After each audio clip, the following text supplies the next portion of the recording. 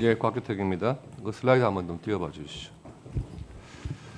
그 후보자께서 어제부터 그리고 민주당 의원님들께서도 계속해서 뭐가 설명됐다, 해명됐다 말씀하셨는데 지금 후보자님 말 외에는 아무것도 해명된 게 없습니다. 지금 후보자께서 스스로 6억 원의 현금 출처에 대해서 말씀하신 거예요. 2억 원 정도 장모님한테 생활비 보조받았다. 그것도 좀 어저께 처음 말씀하신 거고요. 출판 기념회 2번 해가지고 현금 2억 5천 정도 받았다. 그것도 어제 금액을 처음 말씀하신 겁니다. 그리고 빙부상 1억 6천. 그래서 지금 6억을 맞추신 거예요. 그런데 현금이란 특성상 알 수가 없는 겁니다. 자료가 없어요. 후보자님. 지금 말씀하신 것 외에 뭐 어느 때 얼마 받았다 이거 지금 자료 제출하신 적은 없잖아요. 근데 유일하게 특이하게도 후보자 스스로 청문 자료에 스스로 부처가 제출한 자료가 있어요. 그게 2018년 4월 달에 금전 소비 대차 계약서가 이렇게 쭉 붙어서 왔습니다. 왔는데 총 11명한테서 1억 4천을 빌린 걸로 돼 있어요. 그리고 그중에서 9명에 대한 것은 같은 날 1,000만 원씩 이렇게 빌린 걸로 돼 있고 차용증의 양식도 똑같은 양식입니다. 그런데 그 차용증 같은 날 9명 중에서 보면은 강북구 거주, 노원구, 구로구, 성동구 이런 데 거주하시고 주소지가 불명인 분도 4분이고요. 그리고 한 분은 또 정읍에 전북 정읍에 거주하고 계세요.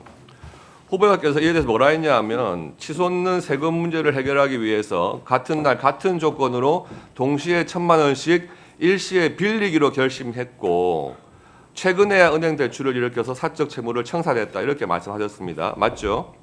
네, 그런데 그렇습니다.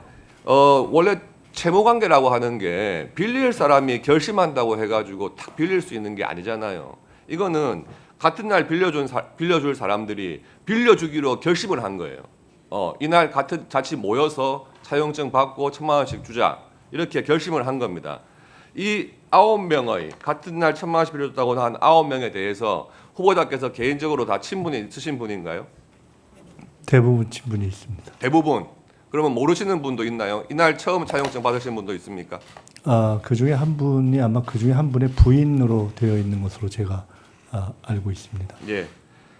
근데 이분들의 관계를 보면요, 이 핵심에 강신성 씨가 있는 것 같아요. 강신성 씨는 이 9명이 같은 날 차용증 쓴 날 말고 조금 뒤인 같은 해 4월 11일, 4월 23일 이렇게 2천만 원씩 빌려준단 말이에요, 후보자한테.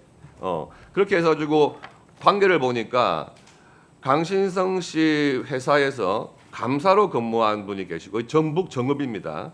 계시고 그리고 강신성 씨 회사에 거액을 대출해줬던 분도 계시고 이래요. 정모 씨 이런 분은. 그러니까 아마도 친분 관계가 있다면 강신성 씨를 통해서 알게 되신 분이거나 강신성 씨와 함께 친분이 있는 분이거나 이러신 것 같아요. 그런데 이에 대해서 그때 후보자께서 뭐라고 SNS에 올렸냐 하면 그때 이자를 후하게 쳐줬다 이렇게 말씀하셨단 말이에요. 그런데 차용증상에는 연 2.5%의 이자예요. 차용증을 믿는다 하더라도 후한 이자는 아닌 것 같아요. 그런데 이 상환 기간 5년 동안 차용을 했는데 5년 동안에 전혀 뭐 이자라든지 원금 상환 내역은 없고요. 그 상환 기간 2년을 지나가지고 7년 만에 이번에 총리 인준 지명받으신 다음에 한꺼번에 상환하셨다는 겁니다. 이 차용증의 이런 성격이라든지 모양상 상식적으로 본다면 이것을 9명이 모여가지고 한꺼번에 차용증을 받았나? 아니면은 같은 날 막 돌면서 후보자가 그렇게 받았나? 좀 모양이 이상하잖아요. 그래서 마지막으로 후보자께서 지명된 다음에 대출을 받아가지고 나는 갚았다 이렇게 말씀하시니까 그 2025년 금년도 자료겠죠. 그 부분에 대해서 후보자가 대출을 받았고 후보자가 대출받은 1억 5천 중에서 이분들 1억 4천만 원을 정말 차용증상에 나오는 이분들한테 돌려준 것이 맞는지 좀 계좌 내역을 제출해달라 한 상태고 아직까지 오지 않고 있어요. 이 부분에 대해서 다시 한번 자료 확인해 주시기 바랍니다. 그리고 이 강신성 씨라는 분이 후보자하고 아주 옛날부터 친분이 아주 깊으신 분 같아요. 미국에 유학 생활하실 때 월 450만 원씩 줬다. 그런데 뭐 배추 투자하라 해가지고 2억 원 정도를 떼어서 그 부분에 대해서 본인이 원금 상환 성격으로 450만 원씩 받은 것이다. 이렇게 말씀을 하십니다.